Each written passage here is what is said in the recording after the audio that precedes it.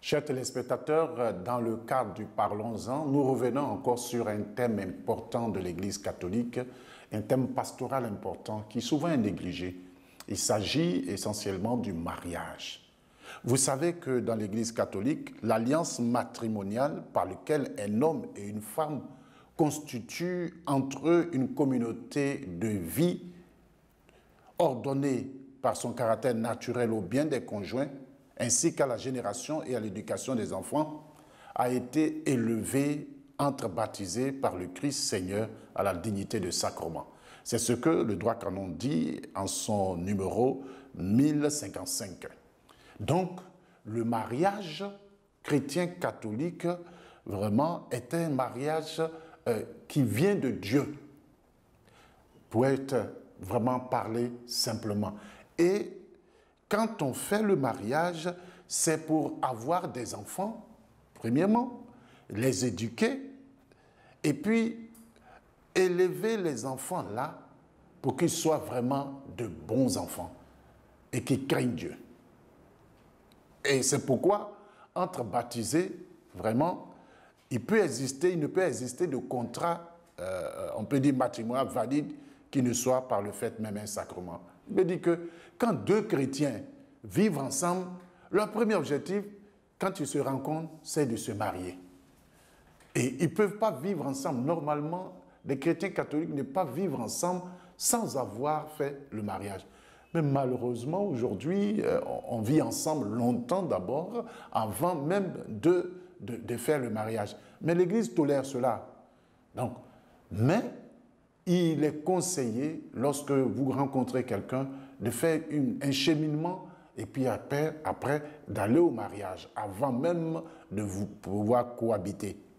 Alors, ce qui fait le mariage, c'est essentiellement le consentement des parties légitimement manifestées entre personnes et des personnes juridiquement, on peut dire, capables. Parce que pour se marier, il y a plusieurs critères qui entrent en jeu. Il faut que tu ne sois pas empêché par le droit de l'Église. Il y a des éléments auxquels celui qui veut se marier doit se confronter. Et le mariage des catholiques, même si une partie est seulement catholique, c'est-à-dire que si moi je suis catholique, que je veux épouser une femme qui est protestante ou qui est musulmane, voilà, en ce qui me concerne, en ce qui concerne ce mariage-là est régi par le droit canon. Ça, c'est important, parce que c'est ce qui vraiment va guider ma vie et m'aider. Et puis les catholiques qui n'ont pas encore reçu le sacrement de confirmation vont recevoir le sacrement de confirmation avant d'être admis au mariage, si c'est possible, sans grave, on peut dire, inconvénient. On dit que celui qui a fait son baptême, qui a fait sa première communion et qui n'a pas pu faire sa confirmation, avant le mariage, il faut quand même qu'il soit confirmé. Donc, on peut le confirmer avant même son mariage. Et puis, pour que le sacrement de mariage soit reçu fructueusement, il est vivement recommandé aux époux de s'approcher des sacrements de la pénitence et de la très sainte Eucharistie. Si vous êtes deux catholiques, que vous voulez vous marier, évidemment, il faut que vous vous confessiez et puis que vous communiez. On ne vient pas se marier à l'église pour ne pas communier. Donc, il faudrait que cette disposition-là soit aussi faite. Et puis, avant de célébrer un mariage, il faut qu'on se rende compte, il faut qu'il soit établi que rien ne s'oppose à la validité et à la licéité de sa célébration. Voilà pourquoi on fait les publications de ban. Et c'est à cela que je vais en venir justement. Pas seulement aux publications de ban, mais à la préparation du mariage. Le pape François vient de dire que même normalement, il faut prendre pratiquement une année de préparation. Il faut, et ce serait bien de se préparer. L'Église dit il faut au moins 3 mois. On dit au moins, mais les fidèles chrétiens que vous êtes, vous pensez, vous prenez le minimum pour le maximum. Quand on dit au moins 3 mois, ça veut dire que c'est le minimum. Donc ça veut dire qu'on peut préparer le mariage pendant toute l'année. Et puis pourquoi attendre de trouver une date d'abord avant de faire la préparation au mariage?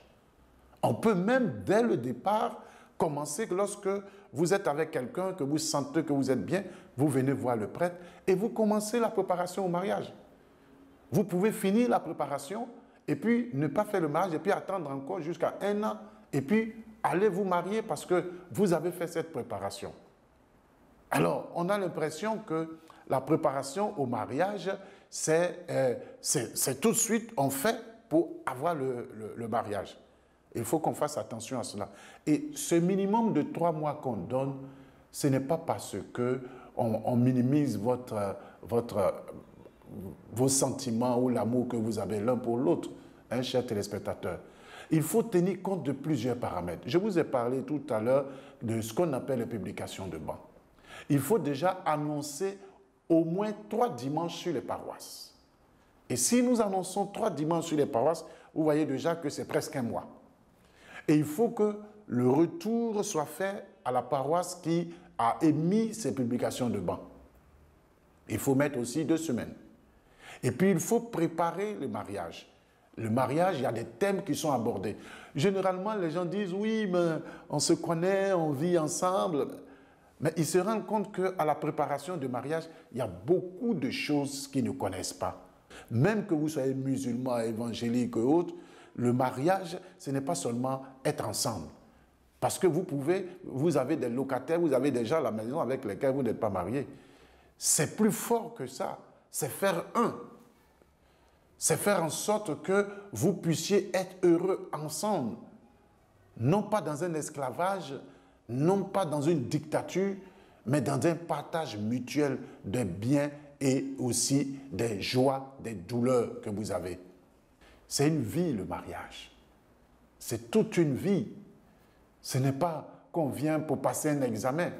Et d'ailleurs, la préparation au mariage ne s'inscrit pas dans une préparation à un examen au mariage. C'est un partage. C'est vérifier en vous-même si vous êtes prêt.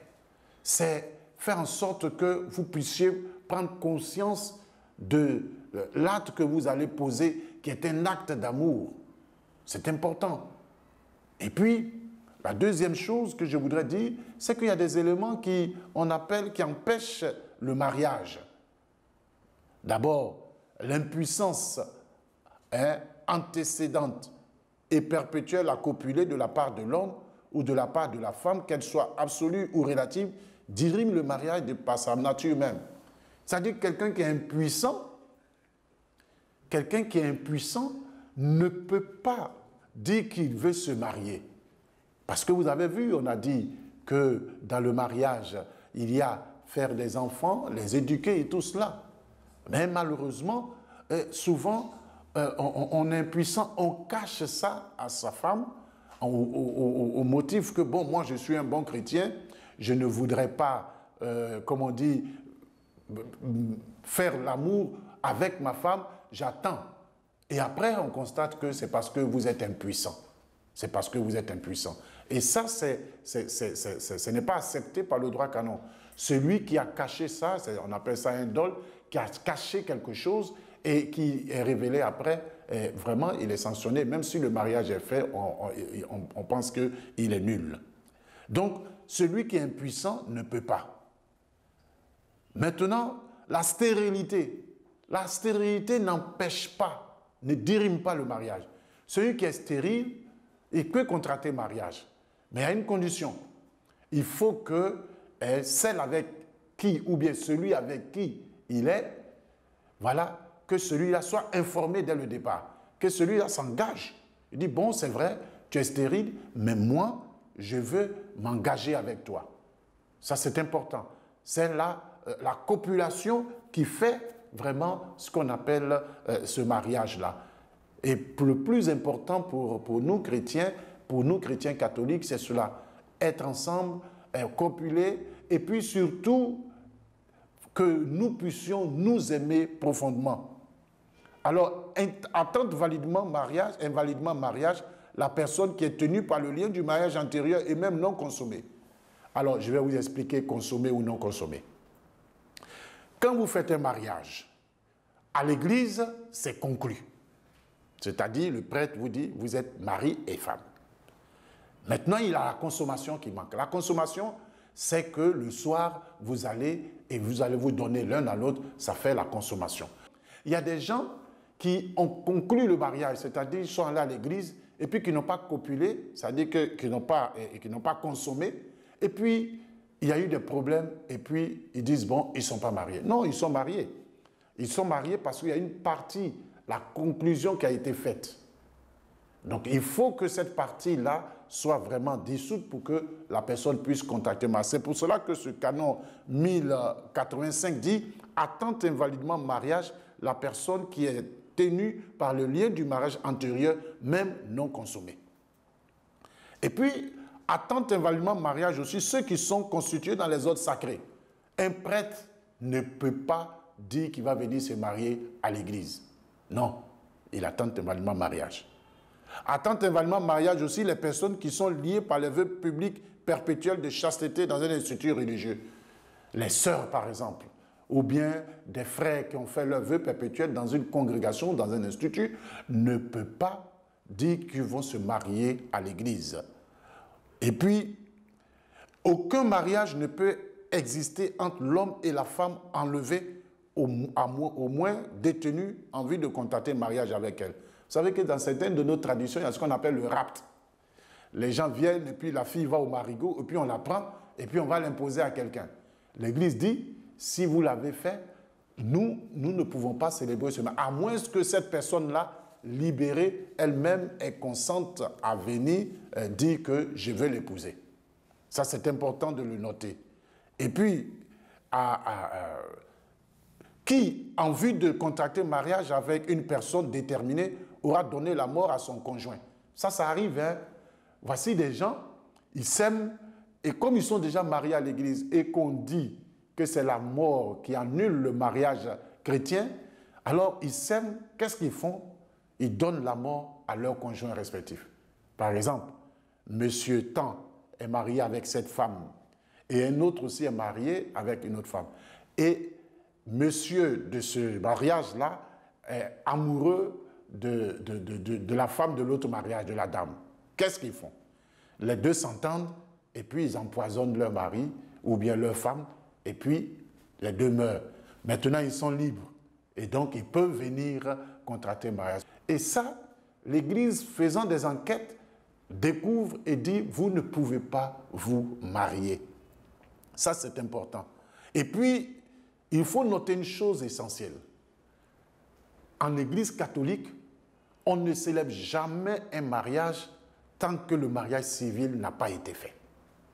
Parce que nous sommes dans un état de droit. Nous ne sommes pas dans un pays où c'est l'Église qui commande. C'est l'État qui commande. Et c'est l'État qui a habilité à dire « vous êtes mariés ». Donc, tant que l'État n'a pas, le civil n'a pas été fait, le mariage civil n'a pas été fait, au niveau de l'Église, on ne célèbre pas.